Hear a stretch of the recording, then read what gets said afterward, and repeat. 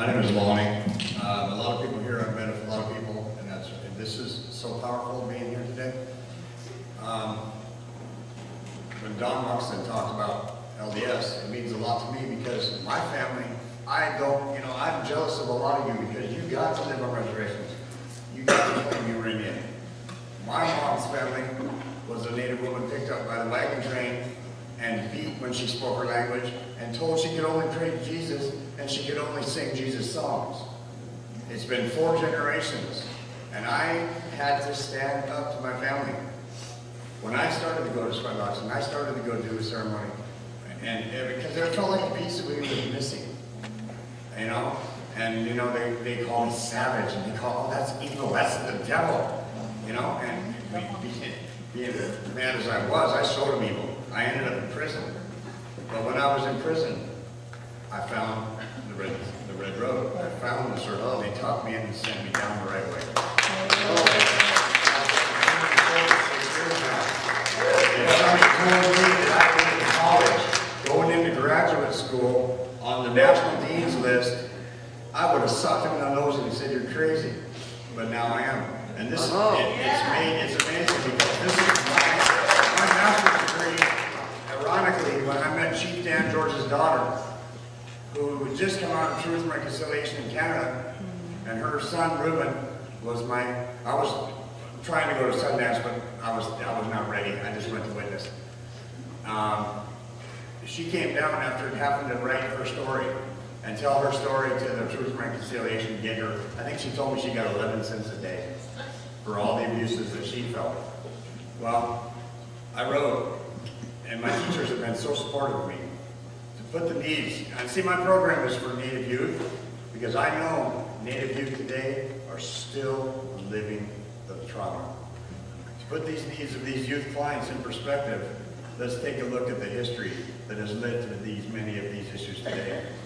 Native Americans, once manifest destinies pushed westward, began to drive them from their ancestral homelands and eventually pushed them onto reservations, began to lose their cultural identity.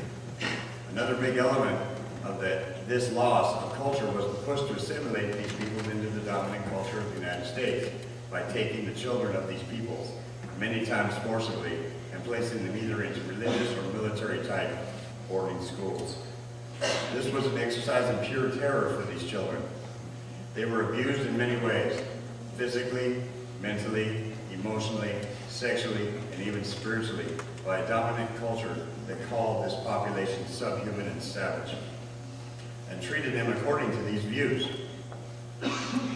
After many decades, there were multiple generations were forced into these schools where they were beaten and abused mercilessly. More often than not, this occurred for just speaking their language, resisting change, failing to live up to the standards they were unfamiliar with or just didn't know what to believe in. Sing an old song, get beat for it. Praying another way other than Christianity and beliefs proper, get locked in the closet for days. This was a way of life for these kids, and it took its toll on their life and their spirit. Generation after generation were removed from their family and their community's culture, and then when they returned many years later after growing up, being physically and psychologically abused, they arrived with damaged senses of identity and values. Many escaped into alcohol abuse and eventually drugs as a way to escape their painful, shattered lives. Murder, domestic violence, suicide, and rampant sexual abuses and crimes were the things that did not very often occur within these communities prior to assimilation. Now they began to occur with more and greater frequency. Worst thing was that the things that were occurring among the adults of the population were also happening to the children at a greater rate. These kind of things is what's made me dedicate my life. It's amazing the change. Creator is touching everybody. There are people in the white culture that are coming around.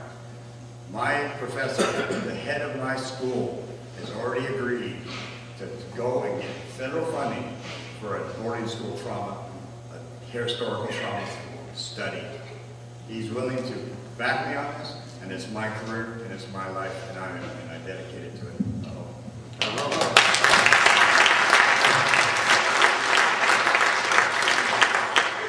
Thank you. The written word is very important.